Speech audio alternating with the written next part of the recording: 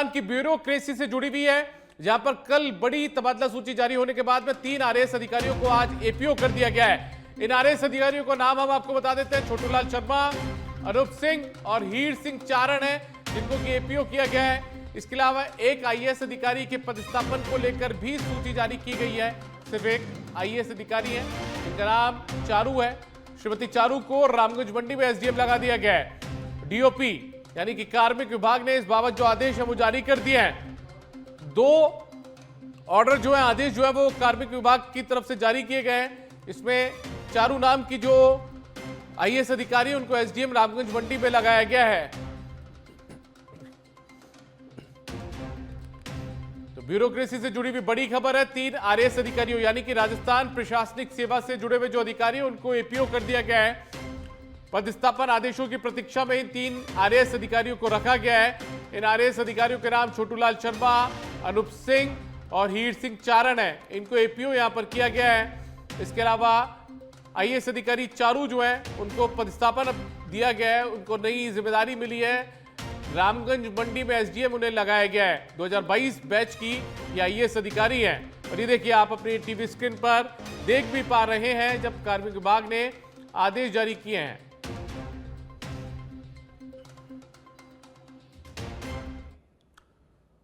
आगे बढ़ते हैं, कुछ और खबरों का रुख करते हैं। मुख्यमंत्री भजनलाल शर्मा ने सीएमआर में यानी कि अपने निवास पर महत्वपूर्ण बैठक आज ली है। दरअसल राजस्थान में बारिश का सिलसिला चल रहा है और बारिश के बाद में जो भी हालात उत्पन्न हुए हैं, कई इलाकों के अंदर जलभराव की स्थितियां सामने आई है, जनजीवन अस्त व्यस्त हुआ है। लिहाजा उन स्थितियों को कैसे सुधारा जाए, कैसे जनजीवन जो है वो सामान्य किया जाए, इसको लेकर समीक्षा बैठक मुख्यमंत्री ने ली है। मुख्यमंत्री ने जरूरी दिशा निर्देश भी इस बैठक के दौरान अधिकारियों को दिए हैं। अधिकारियों को राहत और बचाव कार्यों में तेजी लाने के निर्देश दिए गए हैं। सभी आवश्यक तैयारियां जल्द से जल्द पूरी कर ली जाएं। जो भी जरूरी कदम उठाए जाने हैं उनको सुनिश्चित करने के निर्देश भी मुख्यमंत्री की तरफ से दिए गए। ये तस्वीर आप देखिए, जब मुख्यमंत्री भजनलाल शर्मा ने आज अपने निवास पर यह बैठक ली है। राजस्थान के अलग अलग इलाकों से जो जिला कलेक्टर है वो जुड़े हैं वीडियो कॉन्फ्रेंसिंग के जरिए, और इसके अलावा जो दूसरे महकमों के अधिकारी हैं वो भी जुड़े हैं वीसी के जरिए। मुख्यमंत्री ने जिन भी जिलों में या जिन भी कस्बों में पानी भरा है, जलभराव की स्थिति हुई है, वहां के अधिकारियों से जानकारी ली है, फीडबैक लिया है, ग्राउंड जीरो पर अधिकारियों को जाने के निर्देश दिए हैं। आगे बढ़ते हैं, बात करते हैं संसद के मानसून सत्र की। तो संसद का मानसून सत्र सोमवार से यानी कि कल सुबह से प्रारंभ होने जा रहा है। इसको लेकर चित्तौड़गढ़ के सांसद सीपी जोशी ने महत्वपूर्ण बयान भी दिया है। उन्होंने जानकारी देते हुए बताया कि यह सत्र लगभग 1 महीने तक चलेगा, जिसमें कई महत्वपूर्ण विधेयक पेश किए जाएंगे। सांसद जोशी ने कहा कि इस सत्र के दौरान विभिन्न राष्ट्रीय मुद्दों पर सार्थक चर्चा होगी, जो देश हित और जनहित दोनों के लिए आवश्यक है। उन्होंने सभी राजनीतिक दलों से यानी कि सियासी दलों से संसद को शांतिपूर्वक और निर्बाध रूप से चलाने में सहयोग देने की अपील भी की है। कल से लोकसभा का संसद का सत्र चल रहा है। मैं सोचता हूँ लगभग 1 महीने की संसद सत्र का रहेगा, तो उसमें कई बिल्स भी आएंगे, कई विषयों पर चर्चा होगी। मैं सोचता हूँ अच्छा होगा सभी राजनीतिक दल इसमें मिलकर इस सदन को बिना बाधित किए हुए निर्बाध रूप से चले, तो निश्चित रूप से सभी जनप्रतिनिधियों को अपने अपने क्षेत्र की मांगों को, अपने क्षेत्र की समस्याओं को और अपने विचारों को रखने में एक अच्छा प्लेटफॉर्म साबित होगा। देखिए, कल से राजस्थान विश्वविद्यालय से जुड़ी भी खबर है। यहाँ पर साल 2025-26 के लिए बीएड कॉलेजों की संबद्धता को लेकर सवाल उठ रहे हैं। जो सूची जारी की गई थी, ऐसे में उन बीएड कॉलेजों की जो उनकी संबद्धता होती है, जो एफिलिएटेड होते हैं, उनको लेकर सवाल उठ रहे हैं। निरीक्षण दल ने संबद्धता देने की सिफारिश नहीं की, फिर भी संबद्धता में अभिवृद्धि हुई है। निरीक्षण दल ने जिन कॉलेजों की अनुशंसा नहीं की थी उनको भी संबद्धता दे दी गई है। कमेटी की सिफारिश और प्रशासनिक निर्णयों में मतभेद सामने आए हैं। जयपुर और दौसा के कॉलेजों में विश्वविद्यालय की अनुमति से सीटें और संबद्धता मिलती है, लेकिन यहां पर विरोधाभास की स्थिति है।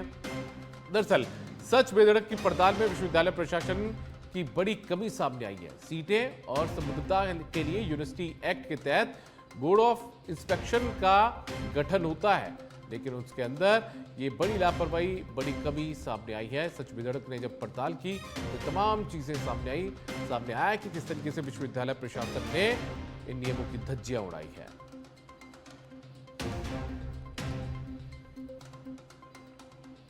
अब खबर केकड़ी से है, जहां पर मुख्यमंत्री भजनलाल शर्मा की 22 जुलाई को केकड़ी की प्रस्तावित यात्रा को लेकर आज अजमेर जिला कलेक्टर और जिला पुलिस अधीक्षक ने कार्यक्रम स्थल का दौरा किया। दरअसल मुख्यमंत्री भजनलाल शर्मा कल केकड़ी में करोड़ों के विकास कार्यों का शिलान्यास करेंगे। साथ ही विधायक शत्रुघ्न गौतम के जन्मदिन पर आयोजित रक्तदान शिविर का अवलोकन भी करेंगे। कलेक्टर ने कार्यक्रम स्थल, कृषि उपज मंडी में बनाए गए सभा स्थल और रक्तदान स्थल का जायजा लेकर जरूरी दिशा निर्देश दिए हैं। इस दौरान विधायक गौतम ने भी सभी व्यवस्थाओं की जानकारी दी। अवलोकन के दौरान अन्य विभागीय अधिकारी भी मौजूद रहे हैं।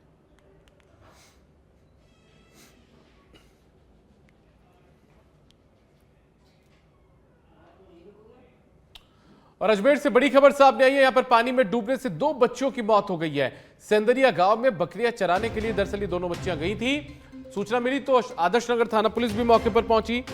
शवों के जो शव है उनको पानी से निकालकर जेएलएन अस्पताल की मोर्चरी में रखवाया गया है। अजमेर के आदर्श नगर थाना क्षेत्र में यह हादसा हुआ है। तो आदर्श नगर थाना क्षेत्र में सेंदरिया गांव में बकरियां चराने के लिए 2 मासूम बच्चे अपने घरों से निकली थी और इस दौरान पानी में डूबने से उनकी मौत हो गई है। दर्दनाक हादसा हुआ है, विभत्स हादसा हुआ है। अजमेर के आदर्श नगर थाना इलाके का ये पूरा मामला है। सेंदरिया गांव का पुलिस मौके पर पहुंची। जेएलएन अस्पताल की जो मोर्चरी है वहां पर इन दोनों बच्चियों के शवों को रखवाया गया है। इधर परिजनों में और परिवारजनों में रो रो कर उनका बुरा हाल है। मातम का माहौल देखने को मिल रहा है। पूरे गांव के अंदर मातम पसरा हुआ है क्योंकि इन मासूम बच्चों की मौत हो गई है पानी में डूबने के कारण। अब आदर्श नगर थाना क्षेत्र में सेदरिया गांव है, जहां 2 बच्चियां जंगल में बकरी चराने गई थी। नाडी तालाब में नहाते समय उनकी डूबने से डेथ हो गई है। दोनों बच्चों को हॉस्पिटल लेके आए। यहाँ डॉक्टरों ने मृत घोषित कर दिया। अब नियमानुसार कार्रवाई बता रहे हैं कि वो बकरियां चराने गई थी। सेदरिया गांव में नज़दीक में तालाब है। हाँ, एक बच्ची का नाम अचूकी है।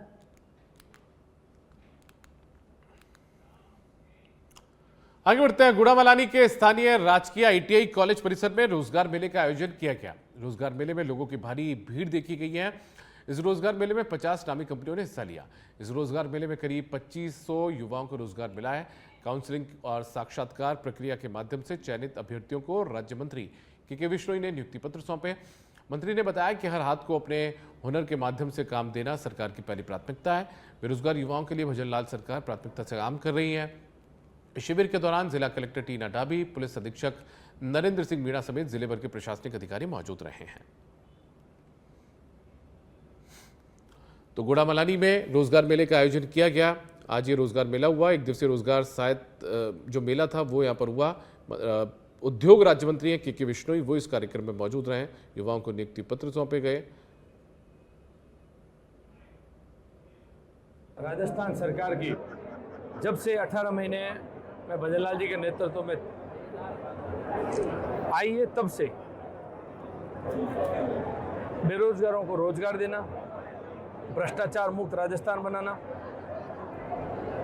भय मुक्त राजस्थान बनाना, विकसित राजस्थान बनाना। देश आज़ादी के बाद में शानदार जानदार 2 बड़े बजट, सर्वांगीण प्रदेश के विकास के लिए और राइजिंग राजस्थान। जयपुर के चाकसू में शीतला गांव स्थित लाकावास बांध इन दिनों लोगों के लिए पिकनिक स्पॉट बन गया है। रविवार को छुट्टी के दिन लाकावास डैम पर लोगों की खासी भीड़ देखने को मिली। इस बांध पर बने करीब 7 गेटों से पानी की चादर चलने के बाद बहते झरने में लोग यहां पर आनंद लेते हुए नजर आए। लोगों ने पानी में जमकर मस्ती की। यहां बारिश के बाद बहते झरने का भी लोगों ने आनंद उठाया। जयपुर निवासी लक्ष्मी मनमोहन अग्रवाल और सारा खान और तौसीफ अली ने बताया कि वो पहली बार यहाँ आए हैं। उन्हें लाखावास बांध बहुत अच्छा लगा है।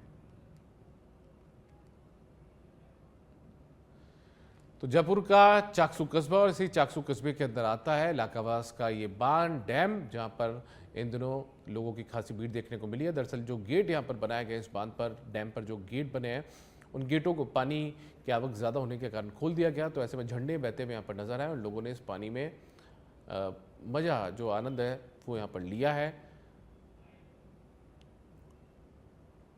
आज मैं लाखावास बांध में अपने पेरेंट्स, गार्डियंस के साथ अपनी पूरी फैमिली, चाचू चाची दादी सबके साथ आई थी। मम्मी की भी छुट्टी थी, पापा की भी छुट्टी थी, तो हमने पिकनिक पे डिसाइड करा। वैसे हम यूजुअली पूल्स में जाते हैं, लेकिन आज पहली बार ऐसी जगह आए, बहुत अच्छा लगा। यहाँ पे हजारों की तादाद में लोग आए हैं और बहुत सारे लोग नहा रहे हैं, यहाँ पे मस्ती कर रहे हैं, बहुत अच्छा लगा।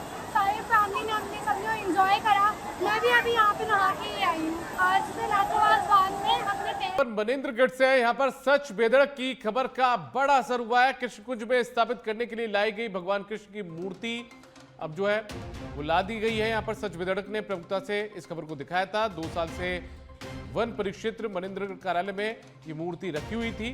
कांग्रेस कार्यकाल में कृष्ण कुंज बनाया गया था। तो एक बड़ा असर सच बेधड़क की खबर का यहाँ पर हुआ है। इस मूर्ति को यहाँ पर ले आया गया है, कृष्ण कुंज में स्थापित की जाएगी ये मूर्ति और कांग्रेस कार्यकाल में ये कृष्ण कुंज बनकर तैयार हुआ था।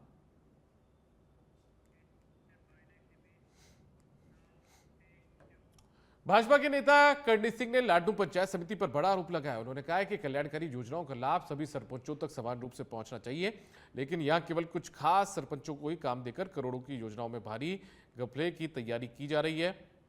करणी सिंह ने करणी निवास पैलेस में प्रेस कॉन्फ्रेंस की। पंचायत समिति स्तर पर एसएफसी और एफएफसी योजनाओं के तहत स्वीकृत किए जा रहे कार्यों में पक्षपात करने के आरोप भी उन्होंने लगाया। उन्होंने बताया कि 2,52,00,000 रुपए की योजनाओं को केवल 4 से 5 चयनित सरपंचों को देकर बंदरबांट की जा रही है। उन्होंने इस पूरे मामले में मंत्री और जिला कलेक्टर को पत्र भेजकर कार्यों की स्वीकृति से पहले एक जांच कमेटी बनाने की मांग भी की है। इसमें गद जो अपने बीडीओ साहब लगे हुए थे जब एमपी इलेक्शन थे, उस टाइम भी इनके बिना बजट होने के कारण भी कई पंचायतों में स्वीकृति दे दी थी। उसकी भी शिकायत करी थी। उसके बाद अभी तक उसकी जांच भी चल रही है। इसी स्तंभ पर जो अपने लाडनू के प्रधान हैं, वो चाहते हैं कि उनके जो 3-4 जो उनकी पंचायत समिति उनके जो खास आदमी है तो उन्हीं को हमेशा देखकर पंचायत का जो भी बजट है उन्हीं को देना चाहता है। हम ये चाहते हैं कि भाई जो भी पंचायत समिति के अंदर बजट हो या कोई भी यहाँ से जाए तो उस बराबर सभी 34 जो पंचायत है अपनी उसके अंदर बराबर रूप से उनको बांटा जाए। किसी गांव में कोई कमी है तो उसके ऊपर ये बजट लगाया जाए। हर सरपंच से पूछा जाए उसके अंदर क्या क्या उनकी गांव में समस्या है, उनको लेके भी उसका समाधान किया जाए। तो इसलिए हम चाहते हैं कि सुचारू रूप से जो भी बजट हो पंचायत समिति का वो हिसाब से पूरा हर पंचायत में लगना। सुमेरपुर से खबर है। यहाँ पर तखतगढ़ के महाराणा प्रताप चौक पर कथावाचक अभयदास जी महाराज अपने भक्तों के साथ पहुंचे। महाराज जी का आरोप है कि जालौर में किसी भक्त के घर जाने को लेकर प्रशासन ने उन्हें रोक दिया।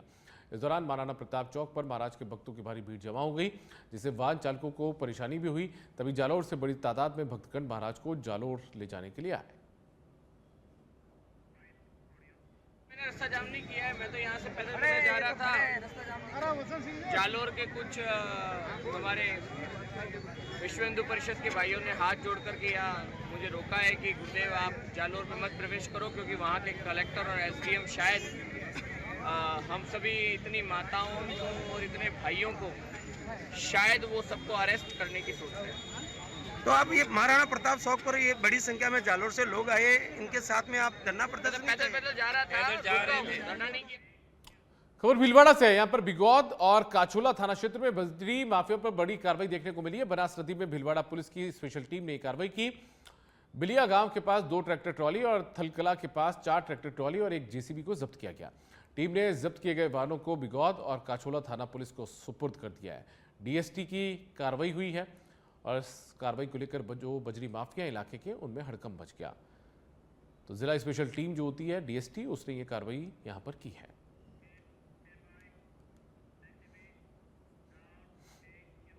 बालोतरा से खबर है। गौरव स्वर्ण पदक विजेता थार की बेटी चतरू सारण का बायतू पहुंचने पर ग्रामीणों ने स्वागत किया।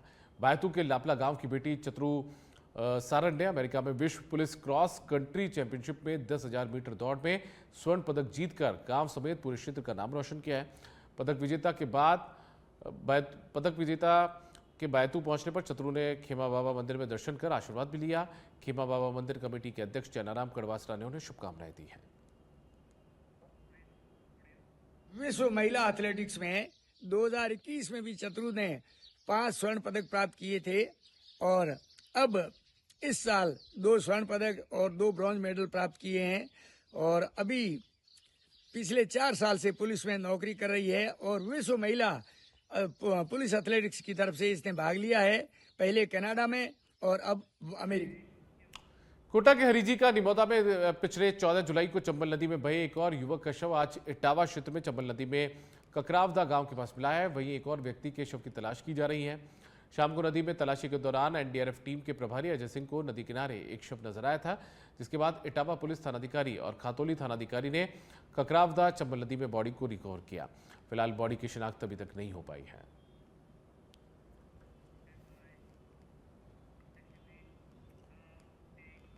इधर पाली के सोजत से भी एक बड़ी खबर सामने आई है। यहां पर सोजत क्षेत्र नाड़ी में डूबने से 2 बालकों की मौत हो गई। नाड़ी में पैर फिसलने से यह दर्दनाक हादसा हुआ है। ग्रामीणों की मदद से शवों को बाहर निकाला गया।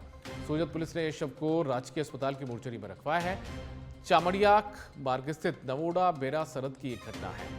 एक दर्दनाक हादसा यहां से भी सामने आया, जहां पर नाड़ी में पैर फिसलने से 2 बच्चों की मौत हो गई है। ग्रामीणों की मदद जो है उसको लेकर शवों को फिलहाल बाहर निकाला गया है। चामड़ियाक मार्ग स्थित नमोड़ा बेरा सरहद है, वहां पर यह हादसा हुआ है। तो जो पुलिस है उसने शव को राजकीय अस्पताल की मोर्चरी में भी फिलहाल रखवा दिया है।